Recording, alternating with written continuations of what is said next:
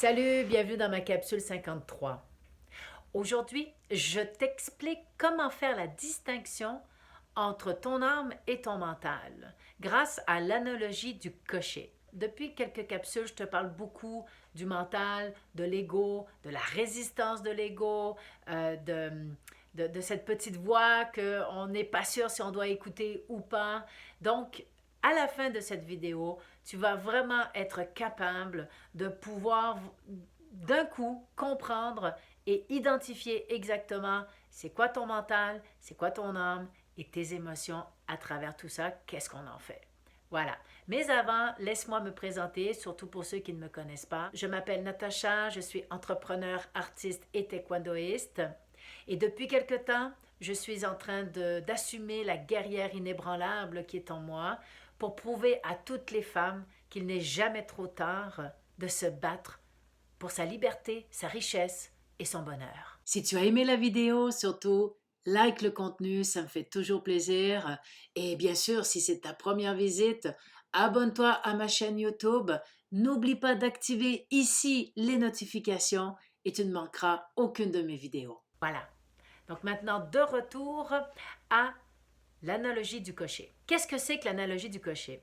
Donc ça me vient d'Annie Marquier de l'Institut du développement de la personne. C'est là où j'ai appris cette notion-là et qui vraiment, ça a fait comme wow. Surtout, ça va aider beaucoup les visuels, j'en conviens. Sur la photo que tu vois actuellement, là, tu vois, c'est une calèche avec son cheval, ben, un carrosse avec son cheval. Il y a le cocher, il y a le maître et il y a le carrosse. Donc là, tu as une bonne idée, une bonne vision de ce que c'est. Maintenant, chaque élément, ça nous représente nous. D'accord?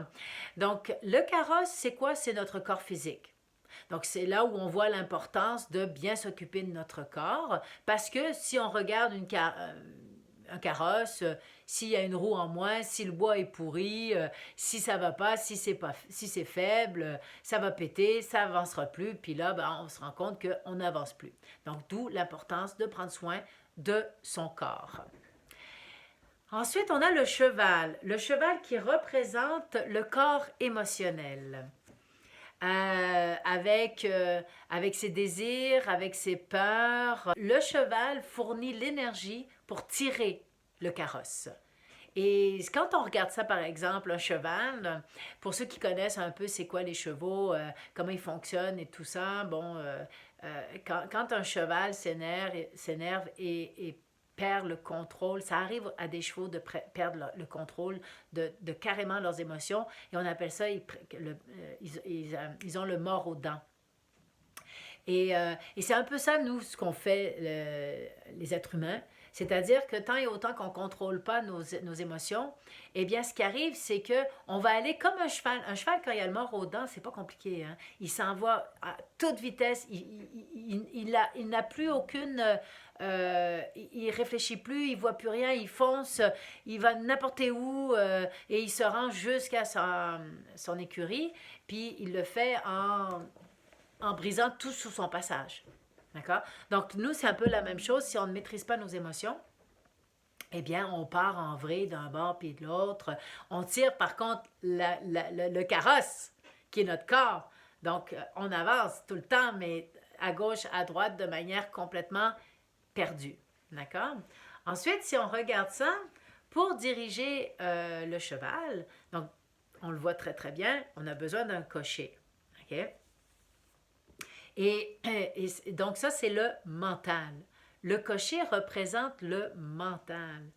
Et il faut, pour guider un cheval, surtout si le cheval il a des émotions, là, que mord aux dents, puis là, ses émotions ne sont pas maîtrisées, puis tout ça. Donc, il faut un cocher fort, donc un mental fort, pour contrôler le cheval. Le problème qu'il y a, c'est que le cocher, lui, il pense qu'il est le maître. Donc, il décide d'aller là où il veut aller.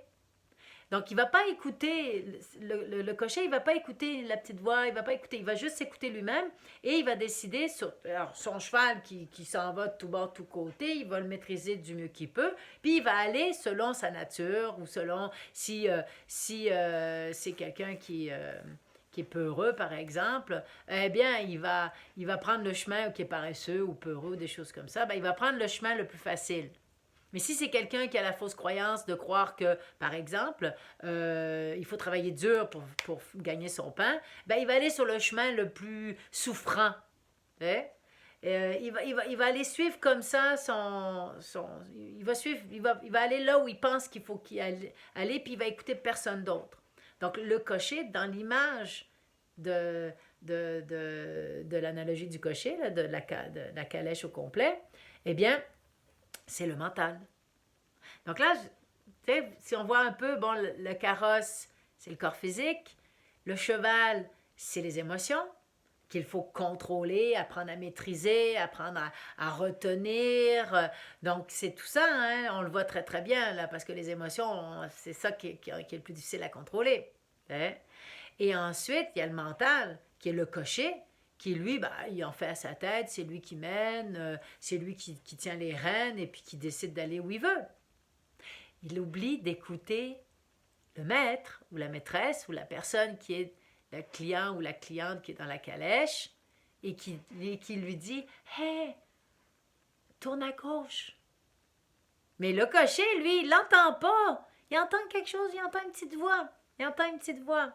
Mais il y a beaucoup de bruit, hein, avec le cocher, avec le cheval, avec la calèche et tout. Puis il entend un petit tourne à gauche, mais tout petit. Et ça, c'est le client ou la cliente dans la calèche qui est le maître. C'est le maître ou la maîtresse qui est dans la calèche et qui sait où aller. Parce que c'est lui qui décide où aller. Mais on ne l'écoute pas. Hein? Donc c'est la voix, c'est la petite voix comme ça. Et ça, c'est la voix de notre âme. C'est notre âme. Donc quand on regarde ça dans la calèche, et c'est pour ça que on se pose toujours la question si cette petite voix-là, on doit l'écouter. Mais dans le fond, oui. Parce que c'est le client ou la cliente qui est dans la calèche et qui sait, elle sait où elle veut aller. Cette personne dans la calèche, elle sait où elle veut aller. Pas le cocher. Le cocher, lui, il s'en va, il va aller là où il veut aller, lui, mais pas la personne qui est sa cliente ou son client. Hein? Donc, l'analogie du cocher, c'est ça. Donc, ça te donne une bonne image, une bonne vision de « OK ». Et quand tu pars en vrille avec tes émotions, ou là tu capotes, tu paniques ou n'importe quoi, ben pense au cheval qui part au mort aux dents. Et là, il faut que tu le contrôles. Ton mental, il est là pour ça. Il est là pour contrôler tes émotions, pour te contrôler, te maîtriser. Mais c'est pas lui qui décide. C'est pas le mental qui doit décider. C'est le client ou la cliente dans la calèche qui, elle sait où est-ce qu'elle s'en va. Cette personne-là, elle sait où est-ce qu'elle s'en va. Hein? Donc, ça donne une bonne idée. Puis, hein, si ton carrosse n'est pas en santé, tu n'avances nulle part. S'il n'est pas bien entretenu, s'il n'est pas bien soutenu, tu vas nulle part. Donc, on a une bonne idée vraiment de savoir exactement c'est quoi le mental, puis c'est quoi ton âme. Hein?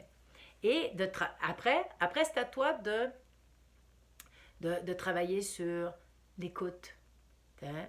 Parce que surtout quand on est dans le changement, hein, le mental, le cocher, il ne veut pas changer, là, lui. Il s'en va dans une direction, puis il est très bien dans cette direction, parce que là, lui, s'il est allé dans cette direction-là, c'est parce que ça le confortait. Quand tu fais un changement, eh bien, le mental, il veut pas, il veut rester sur son chemin. Hein?